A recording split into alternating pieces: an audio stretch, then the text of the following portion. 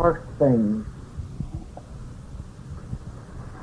is that we understand each other, that we become acquainted.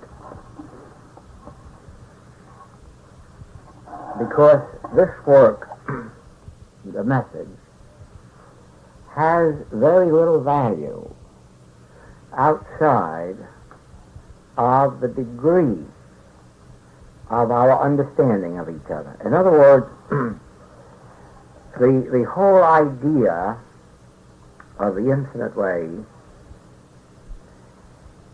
is that our union with God, our oneness, our conscious oneness with God, makes us one with each other, universally speaking. And without that, there is no understanding. There's no understanding of each other. There's no understanding of the message or any message. A spiritual message cannot be intellectually understood. And throughout all history, people have shipwrecked religions because they have reduced it to a human value, to a human mode or means of expression, and left out the most important factor, and that is that a spiritual truth must be spiritually understood, spiritually discerned, and that, if anything, the intellect is a barrier to it, more than a help. At some point of our development, the human mind is, of course, a help. But unless it is given its proper place, it becomes a barrier. Now, the same thing is true when it comes to understanding the meaning of a message. And so what I would like to do, first of all, is bring us together to some point of mutual understanding, and then from that point branch out into the message itself. And then I have an idea that it might be very good a little later if we have a period for questions, so that whatever remains that can be answered will be. Now, of course, I understand that many of you have metaphysical backgrounds of different schools.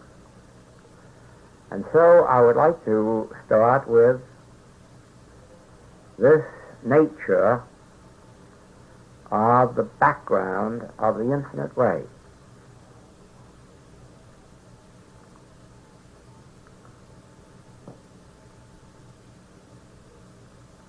Because the infinite way is the type message that it is, it can never be organized. It can never have an organization. It can never have a church. It can never have a center. It can never have public centers. It can never be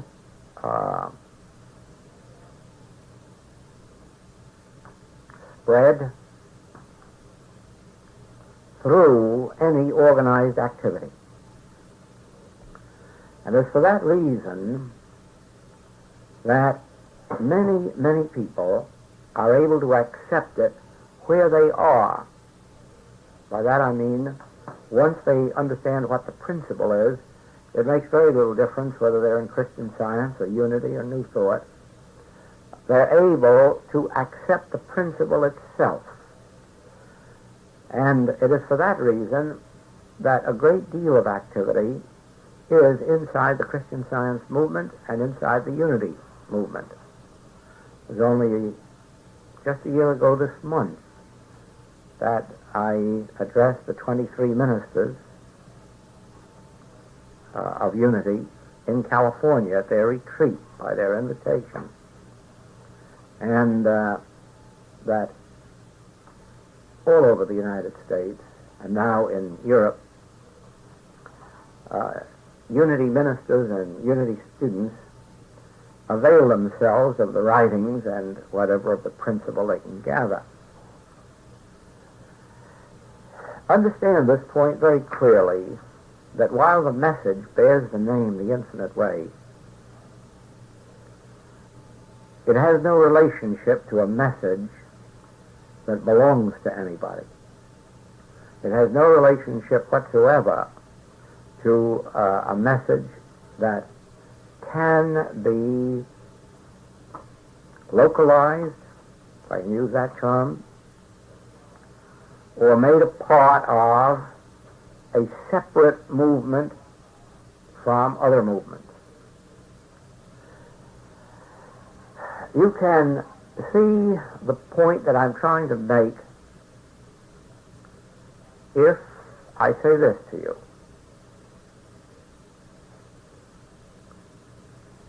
The Infinite Way says that it is an impossibility to demonstrate health or supply or home or companionship. It very definitely takes a stand against the demonstration of anything, any person, any circumstance, or any condition. And it stands on the one and only demonstration of demonstrating the realization of the presence of God. And every call for help is turned into that demonstration. In other words, let us come, students come, patients come, and the idea is, I need supply. Now, our answer is, I'm sorry, we don't know anything about supply or how you can demonstrate it.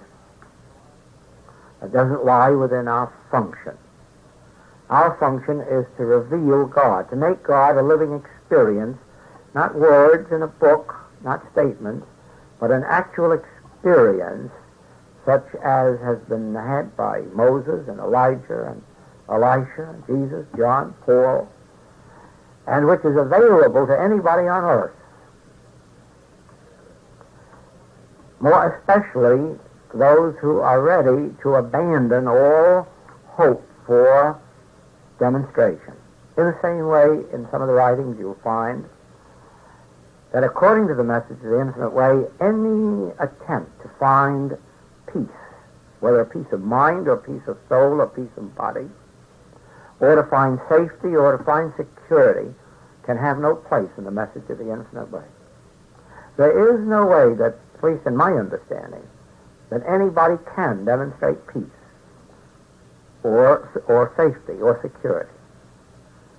I can't, after 24 years of active practice, I can't actually believe that such things are possible. I've witnessed the attempts to demonstrate those things, and I've seen the sad experience that has come to people who persist in believing that in one way or another they can demonstrate safety, security, and peace of mind and all the rest. I have seen this too, that in proportion as people, students, patients, have caught the idea that God is a reality and that God can just as well be known to us as we can be known to each other, that in proportion as they turn their entire effort into the seeking first the kingdom of God, then they found that such things as safety, security, and peace were instantly available. And the reason is this.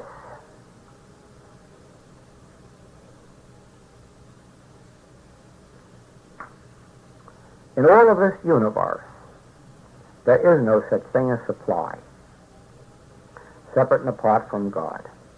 There is no such thing as safety or security or peace apart from God. The Bible is so very clear Not that God gives us safety or security, but God is the tower, God is the rock, God is the hiding place. Not God provides it. Not through God we get it. Oh, no, no, no. The Bible is too clear on that. Thy grace is my sufficiency. Not loaves and fishes, not houses, not properties, not investments, not bomb shelters. Oh, no. God itself is that. I've just had a beautiful experience in London in meeting Dr. Elsie Ross, who is the minister of the Divine Science Church in London, and at present is president of the International New Thought Alliance in southern England. And she and her husband were at dinner with me one evening, and they told me their war experience. Their home at that time was in Ealing, right between the two major airfields. And in front of their home was the main railroad track, carrying both passengers and freight. So that every single night of the bombardment, their area was completely covered and completely bombarded. It wasn't like other areas around London that one night this neighborhood got it and another night the other neighborhood. Theirs got it every single night because of being in between the two major airfields and on the railroad tracks. And in all their neighborhood, they were the only ones who had no bomb shelter and who refused to have a bomb shelter. And in the evening, they retired until the bombardment would begin. Then they'd get up and dress and go out on the street and take part as fire watchers. And not one single night during that bombardment were they in a bomb shelter. Not one single night were they seeking any place of safety or security. They were out on the street or they were at rest in their beds. And not only they were untouched, but on one particular night, when a stick of 6 bombs was laid, and a stick consists of 6 bombs spaced at intervals of 50 feet apart. The 4th bomb in the stick hit the bomb shelter of their neighbor to the left and wiped out the entire family, blew the whole bomb shelter up, and wiped out the entire family. And 50 feet further on was their home. And nothing happened. And when they went to investigate hours later, they found that Bomb 5 and Bomb 6 had stuck together and landed over on the railroad tracks. Sounds almost like fiction, but there is this couple to verify this. And not only that incident, but the fact that throughout this bombardment, they never felt the need of a bomb shelter or that God had to provide any safety for them. To them, God itself was the bomb shelter. God itself was the high tower or the rock or the safety or the security, and God needed no other avenue. That actually is the basis of what I have seen in my work that brought about the infinite way, that it is a ridiculous thing to expect God to send supply when God itself is the only supply. And there is no other supply. When God appears to us as money or property or home, it's still God. It's still a form. In the beginning, God, and God made all that was made, and God could only have made it of its own being. So whether we name it food, clothing, housing, as long as we have the vision that it is God appearing in infinite form, it sends our whole thought back to keeping thought stayed on God, not on some form of God, not on some manifestation of God, or not on some personal desire of our own, but on God itself. Thou wilt keep him in perfect peace, whose mind is stayed on thee. We're told over and over and over again, in different ways, that we are not to seek what we shall eat or what we shall drink, or wherewithal we shall be clothed. The Father knoweth that we have need of these things, and it is his good pleasure to give us the kingdom. We then, and he's speaking to the disciples, ye, seek ye the kingdom of God. These things will be, the nations of the world seek after demonstrations. The nations of the world seek after food and clothing and housing. The nations of the world are seeking after supply and safety and security, and they are not finding it. All you would have to do is go to any large public library and ask them for a list of books that have been published in the last 10 years on how to find safety, security, and peace of mind and peace of soul. And how many are going to be written this year and published, and next year, and the year after, and nobody's finding it. Nobody's finding it through those books. The only way these things are found, and they are being found, is by those individuals who have come to see that God is my refuge. God is my fortress. The 91st Psalm makes it very clear that to those that dwell in the secret place of the Most High, none of these evils of the world shall come nigh their dwelling place. So from the Old Testament as well as the New, we know that living in this consciousness of God's presence, we find God's presence made available in the infinite forms and varieties in which God appears. Now, if that is understood as a basis, you can easily see why I say that it can't be organized, why it can't belong to me or to you or to any organization.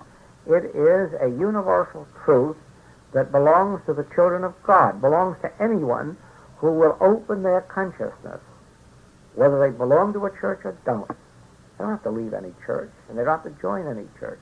All they have to do is open their consciousness to the fact that God is the high tower, God is the fortress, God is the supply, and then it's available to them wherever they may be. And that cannot be organized. Now, it is in the same way that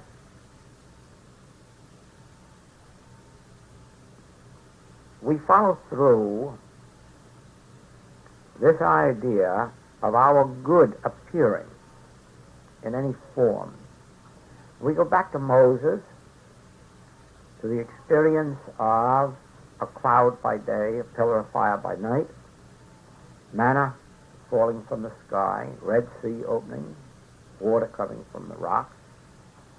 And we ask ourselves this question: did those things happen as events out here in time or space, or did they happen as a result of the activity of truth in the consciousness of the man named Moses? And we find that if Moses hadn't been there, it wouldn't have happened. Therefore, the entire experience must have been an activity of truth in the consciousness of that man. We go through the Old Testament and find Elijah finding cakes baked on the stones, raven bringing food, widow sharing. We ask the same question: were those things that happened outside, or were those things that happened as a direct result of a state of consciousness of omnipresence of the individual called Elijah, Elisha, later on Jesus? How could loaves and fishes have been multiplied outside the consciousness of the man Jesus? And if he hadn't had the mind that was in Christ Jesus, how could the multiplication have taken place? How could gold have appeared in a fish's mouth, separate and apart from the activity of truth and the consciousness of the man that we call Jesus? In other words, an activity of truth in individual consciousness is what produces that which appears as form outside. Well, it happened in the Old Testament with Hebrews, and it happened in the New Testament with Christians, And I have traced it back to India, too, where it has happened, and China and Japan. So that, again, it is evident that the development on the part of an individual of what we now call Christ consciousness is the only thing essential for that which we call demonstration. I suppose that every one of you have had the experience that we've had in going to one practitioner and not getting a healing, and going to another practitioner and getting a healing. What is the difference? Any difference in God? Any difference in the Christ? Any difference in the truth? No, no, no, no. Those in Christian Science all use the same book. Those in Unity all use the same book. And yet, there's as much difference in the state of healing consciousness in one practitioner as another as there is in any other form of human nature. In other words, the healing consciousness has nothing to do with God, since God is the infinite, perfect consciousness of individual being. But the degree of our awareness of that determines how much of a healer we are, and to what extent healing can take place.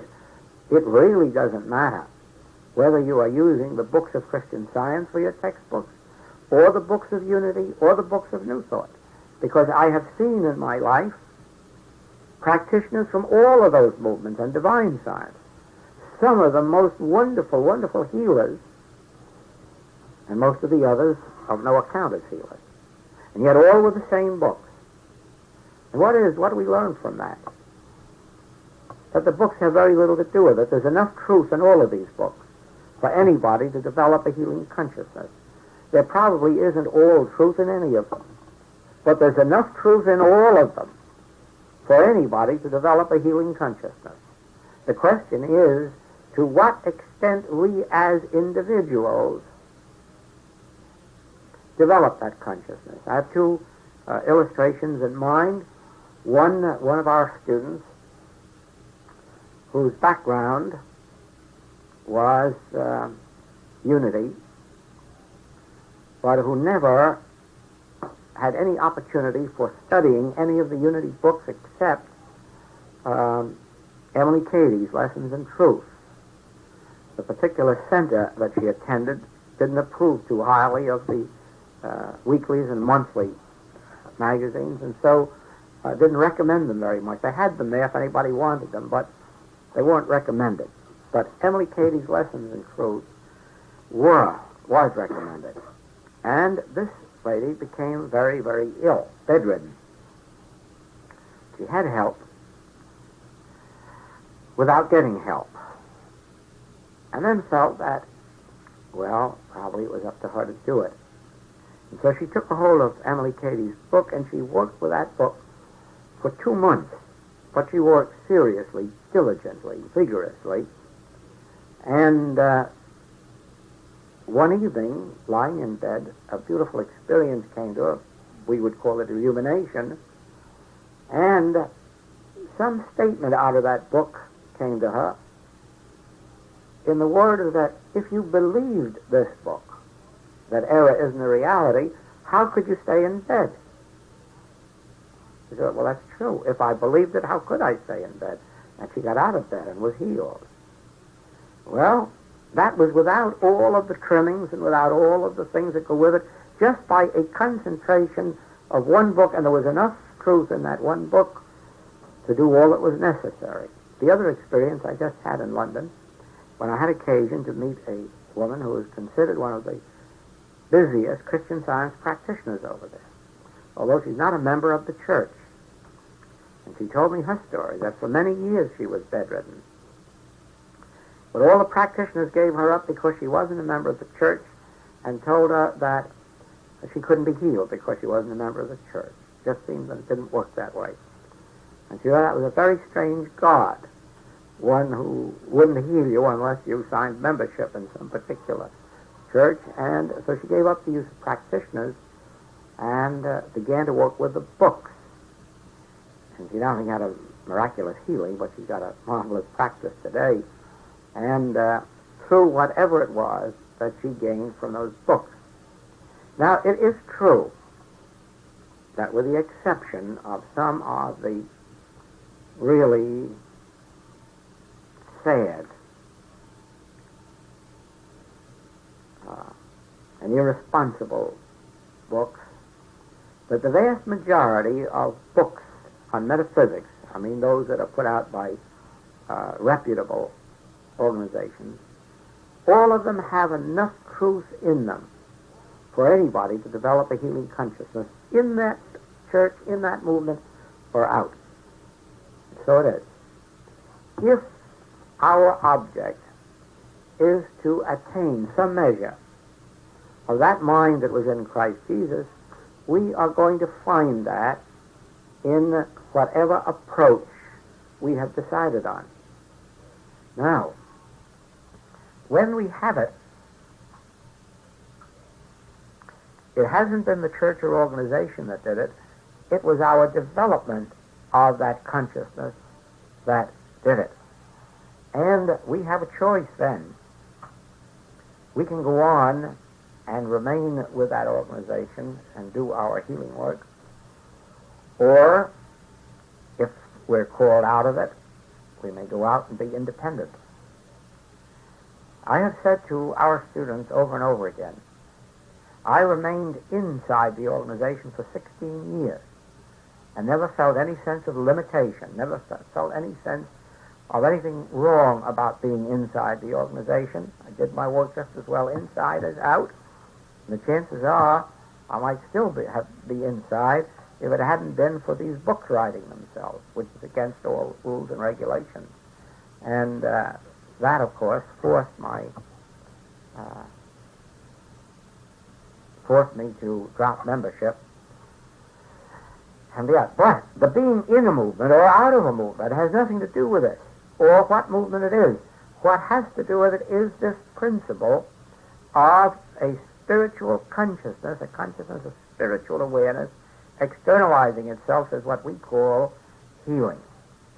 Now, it is for that reason that the Infinite Way has not been organized and never will be organized, and now the way has been opened so that we can even ensure that it never will be organized, so that whatever is in it that is of any benefit to anyone, they're welcome to, wherever they are, in a movement or out. Our stress is going to be on these 2 points, that the only demonstration necessary is a demonstration of the realization of God and the development of this spiritual consciousness, which of its own accord externalizes itself, manifests itself, expresses itself in harmony of mind, being, body.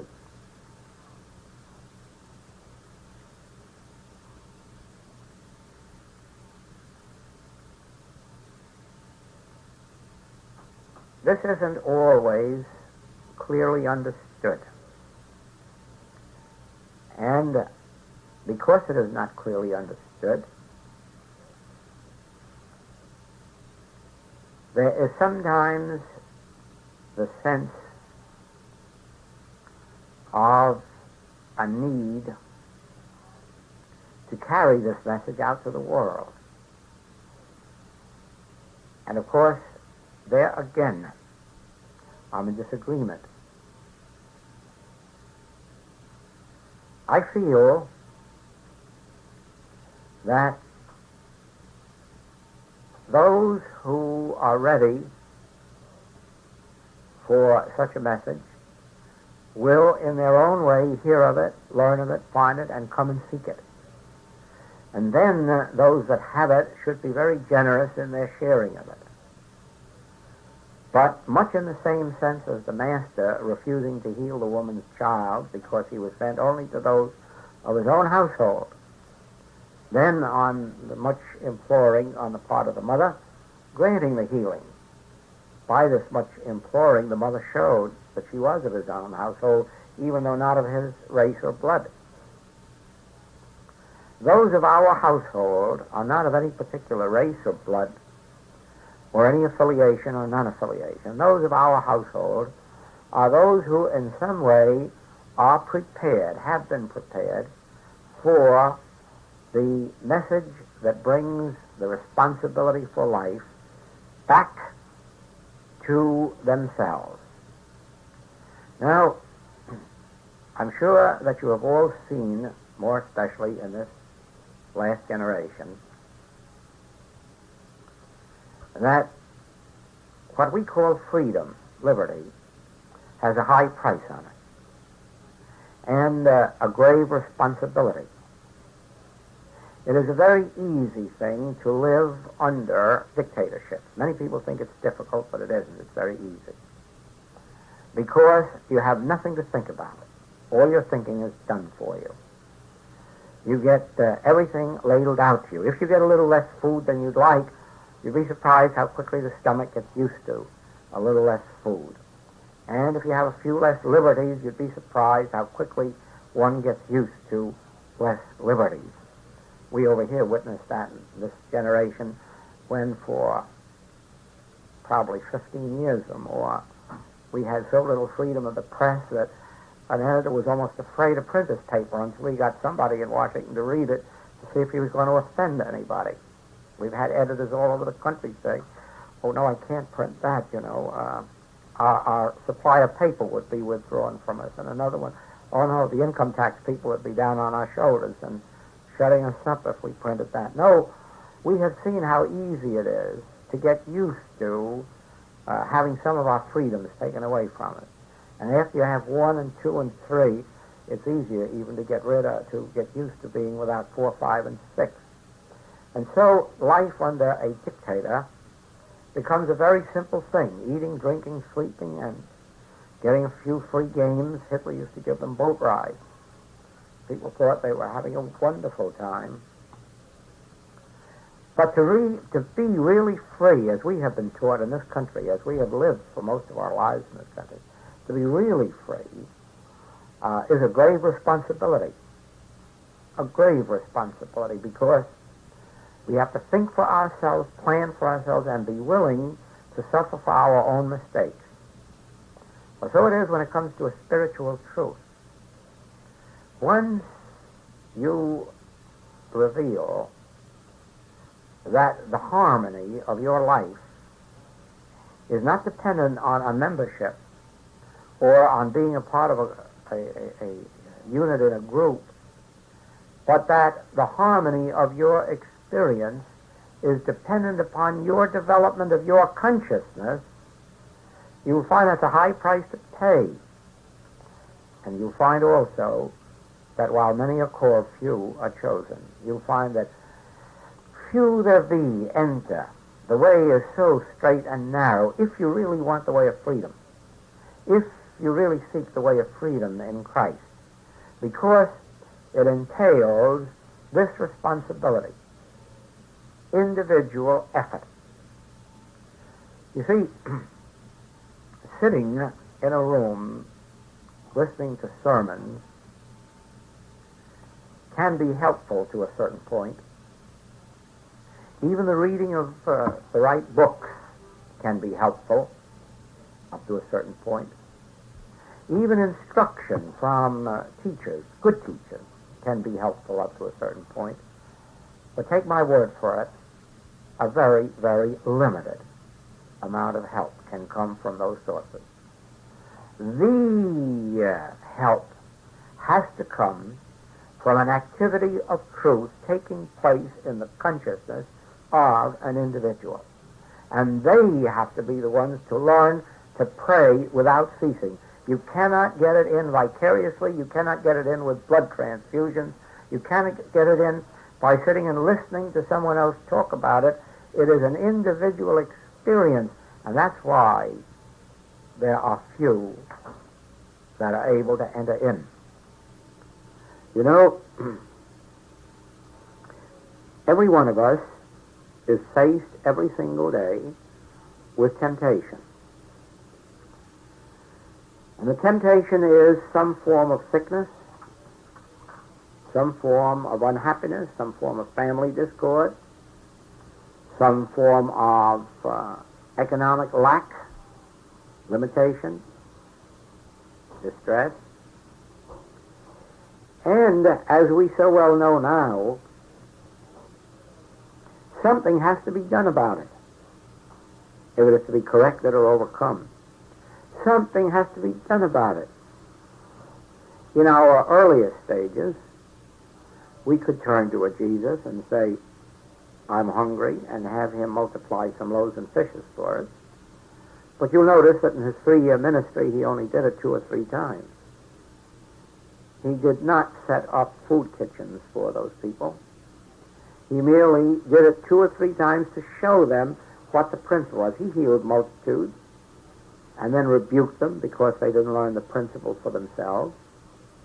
If I go not away, the Comforter will not come to you. I can't stay here and be your healer forever.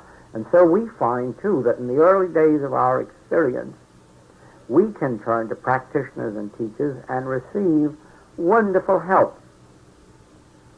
But everybody who is in this work long knows that you can't keep it up forever. If you could, what a nice, easy life for money people. Just hire a practitioner by the month or by the year or by the 5-year plan. And let the practitioner do the work for them while they go out. And it isn't in the cards to happen that way. No one can. It eventually becomes an activity of our individual consciousness. Then we learn not only to help ourselves, but to help others. They, in turn, have to learn to help themselves and help others. And so, just as the price of freedom, the price of liberty, is eternal awareness, vigilance, before someone comes along and snaps it away from us, so the price of spiritual harmony is spiritual alertness. I've seen for too many years groups of people sitting back in a church looking at a sign on the wall that divine love always has that and always will meet every human need, and watch them there for years and years and years not having their human needs met. All the time they were sitting there reading that sign. Yes, you can read that sign and you can do the lesson too, and still not have your needs met unless truth becomes active in consciousness. Then it becomes clear why the basis of all spiritual metaphysics is the unreality of sin, disease, and death. They're any of the spiritual movements, the Christian Science, the Unity, the Divine Science, all of those will agree that the nature of sin, disease, and death is an unreality, not a part of God's creation, not a permanent thing, not anything that has externalized existence, but, and each one may express it differently, a state of illusion, a state of maya, or an unreality, or a belief, or an appearance, or a claim. But regardless of the language you use, the meaning is that the specific erroneous condition isn't real. Know that. It is real to the human sense. It is a very real thing in our experience until, in some way, we arrive at a point where the reality of God is so apparent that that which has appeared to us as evil disappears. But you see, that is an activity of truth in our consciousness. In the beginning of our work, this activity of truth is one that must be consciously performed. In other words, let us say that I am faced with some form of limitation. And it is at this minute that that form of limitation is being made apparent to me. It is absolutely necessary that I consciously realize, that since God is the source of all, and God is infinite, that all supply must be infinite, whatever its name or nature. And therefore, there can be no reality to this sense of limitation or lack. Now, that's something conscious that goes on. That's a conscious statement of truth. But 3 hours from now, 4 hours from now, that begins to remind me again of its presence, that sense of limitation. And again I must come back with some conscious activity of truth, probably a realization that, wait a minute, since the grace of God is my sufficiency, and the grace of God is as omnipresent as God itself, I stand in that. Ah, yes, but I have done that consciously. That has been a conscious activity of truth in my conscience. But 3 hours, 4 hours, 5 hours later, it comes up to hound me again. And so on. And it may last a day, a week, a month, or a year.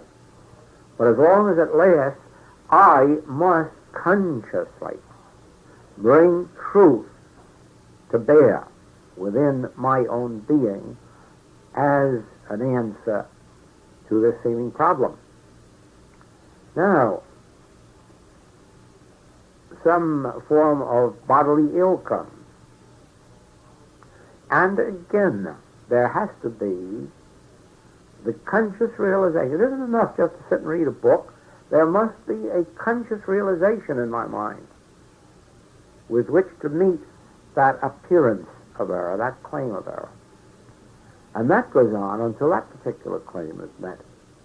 Now, the miracle is this, that if we are faithful in that type of work, that is, meeting consciously these claims of discord with whatever truth we know, the miracle that takes place is that we less and less engage in such activity because something else happens. Truth itself begins to flow within us. And instead of our declaring truth, all of a sudden we begin to hear truth.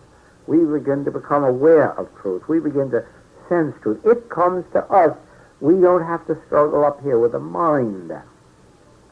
Now, in proportion as that comes, that constitutes the development in us of the mind that was in Christ Jesus, the spiritual mind, the mind to which error is not a reality.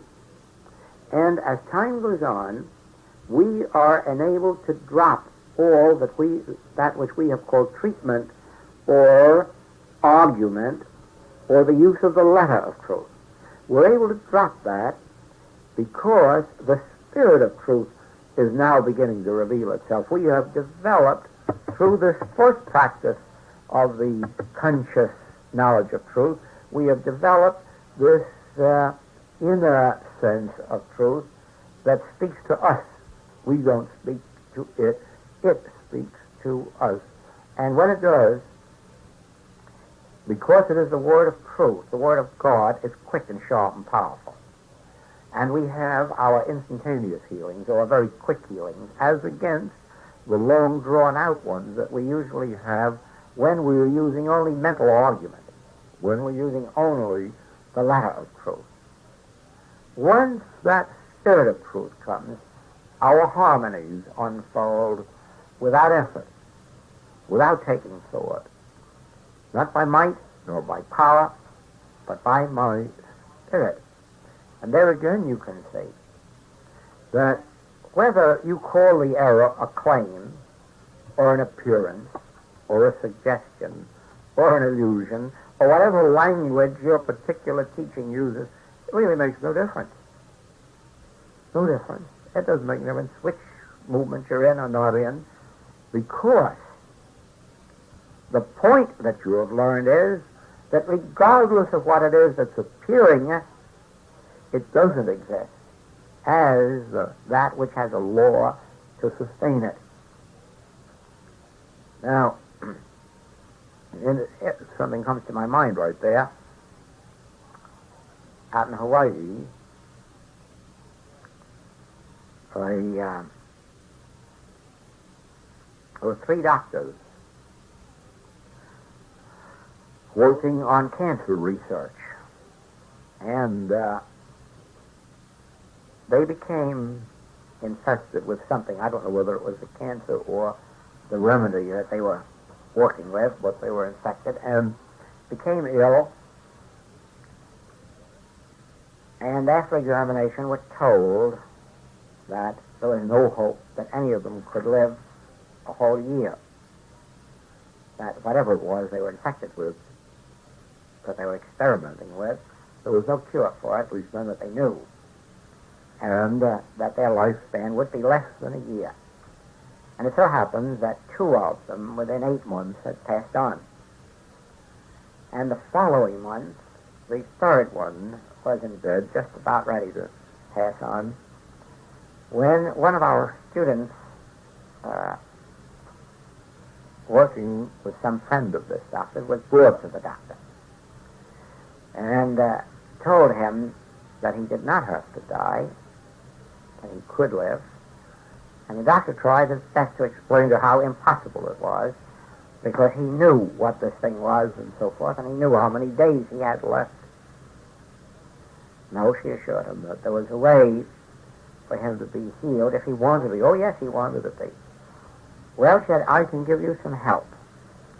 I don't know whether I can bring about the healing, but I know that I can give you some help that at least will get you out of bed and get you over to see Mr. Goldsmith, and I'm sure that he can do more for you than let you lie there and die.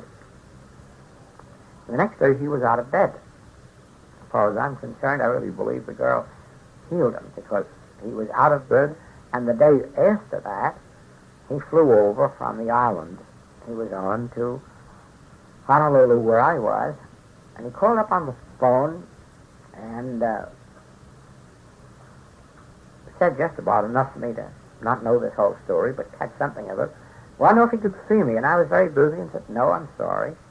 Good. But I have flown over here. I'm sorry. I can't see you. I'm tied up so that I can't. But if it's a matter of healing, you certainly don't have to see me. There's anything about my body that's going to heal you. And I'll be glad to give you help, and you can call me back tomorrow. So, then he had to explain to me about this cancer research. So I said, look, can I ask you a question? Yes. How are you doing with your research? Well, it's not very well. We're not making any progress on it. Not. Well, that's natural, isn't it? Is it natural? No. We expect to make progress sometime. No, you're not going to. You can't. Why? Well, what is your basis? What are you trying to discover? That is the law of disease? Well, yes, if we could find out what the law of disease is, we could overcome it. I said, have you ever heard of a law being overcome? Have you ever heard of a law being broken, like 2 times 2 is 4, light begetting light, day following night, roses coming from rose seeds and peaches from peach seeds? Have you ever heard any of those laws being broken? No. Well, you're never going to hear of a law being broken. So if there's a law of disease, my friend, make up your mind, it's going to be an eternal disease. And not only that, but everybody's going to have it, too. So it's going to be infinite and omnipresent. Oh, I've never heard of anything like that. Maybe not. I haven't either until this minute. But what you said brought it forth. Now, I'm sure you're going to find that there never has been such a thing as a law of disease. Because if there's a law of disease, there's going to be as long as the book stands. You're not going to break it. And I want you to know something, that he's one of our practitioners now, this doctor. And the whole basis of that man's work is that there is no law of disease. Well, what difference does it make whether we call it no law of disease, or whether we call it a claim, or whether we call it an appearance? As long as we recognize that whatever it is that's facing us has no law to support it, maintain it, and how can it have, if the basis of truth is that God is one? There can only be one law.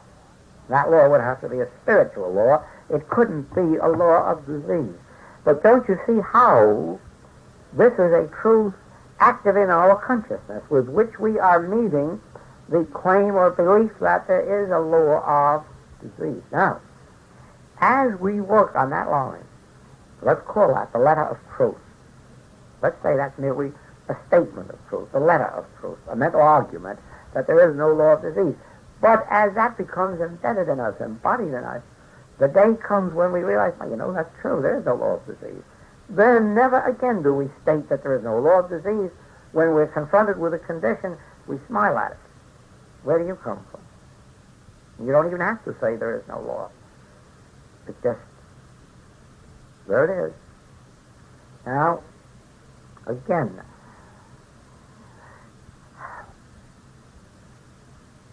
nobody can accept this truth except the Father has already planted this truth within them. You could not go out on that street and give this truth to the neighborhood. You couldn't go into a church and give it to anyone. You couldn't go anywhere and give it to anyone. Someone has to come to you. Then you can give it to them, because the Father has drawn them. In other words, the Father draws only those to any level of truth for which they are prepared. That's why many people come to this work from faith healing, mental healing, and then finally spiritual healing. They've been led step by step through whatever they could accept. The sad thing is that very often people come who are not ready for this particular type and fail to find that for which they're seeking. And they go away. The reason they come is not because they've been drawn to it, but because they've heard that so-and-so is a good healer and they're going to go and get a healing. And of course, see, they can't get a healing. Not in this work. The only thing you can get in this work is the realization of God. And if you're not ready for realization of God, you're not going to have the things that automatically follow. Now, there are people who are on a mental plane, and they can go to some mental science, mental truth, and make a lot of affirmations to themselves and self-hypnosis, auto-suggestion, until, like going to Lourdes in Europe, you can just raise yourself through blind faith and ecstasy to a place where you can make a demonstration now and then. But it's not a principle, and you can't count on it. You never know when it's going to let you down. But those people that can temporarily be benefited on that could not very often be benefited on ours. Because what comes up is this. You sit there, I sit there, and tell them these wonderful things about God, and the first thing you know, yes, but my rent is due Saturday. And you see, you've lost them, and they've lost you. Because you are not trying to meet their rent Saturday. You are trying to reveal to them the omnipresence of God.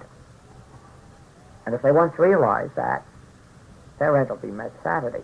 Not because you met it for them, but because God was revealed to them. But if they cannot forget their rent long enough to seek the realization of God, they are not going to make their demonstration on this level. And those are the ones who very often say, well, I can't see anything in this that can meet my need, and off they go seeking something else.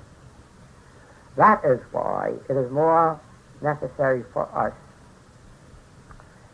to stay where we are, within our shell, live whatever we understand of this truth, and by that living, attract to ourselves those ready for unfoldment at that level. And then when they come, share with them. Share liberally. The more you have. But to give your pearls to those who are not prepared for it, to give your pearls is, it's a sad experience. It's a sad experience that has happened to everybody in this work who, in their enthusiasm, in their desire to share and to give this, have just poured out the greatest spiritual things in the world at the feet of those who were only ready for having their rent met on Saturday or getting rid of the pain. Now, there too is a reason that no organization can ever be with the infinite way. For the simple reason that a man came to me a few years ago in Los Angeles, and said, I would like to offer you $40,000 for your month of November. Oh, beautiful. If I don't have to kill too many people for $40,000. Oh, no, nothing like that. Well, what could I possibly do that would be worth $40,000 in November? Well, the first week you could go on the radio every morning for 15 minutes. And then the second week you could give free lectures at the embassy. And the third week you could give a beginner's class, and the fourth week an advanced class. And I'd give you $40,000 for that. Well, for heaven's sakes, what would I have to say on that radio? I understand that must be the come on, but what do I have to say for that place? Nothing, just tell them that you can give them help and supply. Oh, that's all. That's all I must say is I can give you help and supply. I wish I could. If I could only go on the radio and tell people that I could give them help and supply, I think I'd be a very, very happy man. But I'll tell you the truth, I can't. Why, he says, your books are full of it. I know you didn't read them correctly. My books say that I can give you a God experience. I can reveal God. I can show you God. Oh, he said, they wouldn't be interested in that. No, I didn't think they would. Not $40,000 worth. Ah, yes, if you can go on the air and promise supply and help, fine, try it. See what chance you have to get this across to those who are sitting there with no thought of God, no thought of the Christ, no thought of giving up the self, no thought of self-surrender, just the thought of getting supply and help. And you'll see that the message wouldn't penetrate one single bit.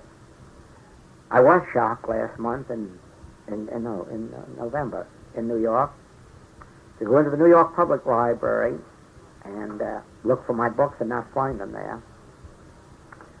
And spoke to one of my friends about it, and he said, oh, I know one of the librarians. I'll go and find out what's wrong. He went down, and the librarian said, oh, we don't have any religious books here. We gave all our religious books to the seminary. So you see, people in New York aren't interested in religion, because we have one shelf for Christian Science books because the scientists demand it. And they come for those books all the time. But they're the only religious books we have in the New York Public Library. Yes, you see, of course it isn't quite true. Those who are interested in religion in New York don't have to go to the public library for their books. They can find them elsewhere. But the public as a whole in New York, probably there's something to it. He said they just didn't use those books. They lay on the shelf years and years and years. Nobody read them. Why? Probably New York as a whole isn't looking for God. But you'll find, the longer you're in this work, that even those who come to metaphysics, the majority of them, when they first come, aren't thinking about God. They are thinking about some demonstration of something or condition or person. And when you first broach them the idea that I'm not much interested in whether you get that or not, I'm interested in whether you find God, you'd be surprised at some of the shocked looks you get. Oh, I thought you were a practitioner. I thought that's what you were here for, was to... No, I'm only here for one thing, to help you find God. And I've seen them get right up and walk out. Now, when you find those who are led to you, those who find you, and you begin to reveal something of this, you find quite a different thing. You find it very easy to work with those students, and you find them make wonderful, wonderful progress. The moment their mind is off of conditions separate and apart from God, and on the fact of the realization of God, their problems begin to fade. And they make beautiful, beautiful students.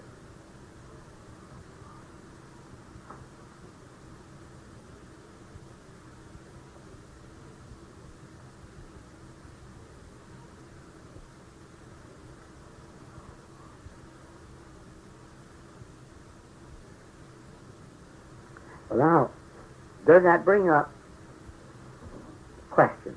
If it does, let us have a little period of questions. If I can answer them, I will. If I can't, I'll tell you.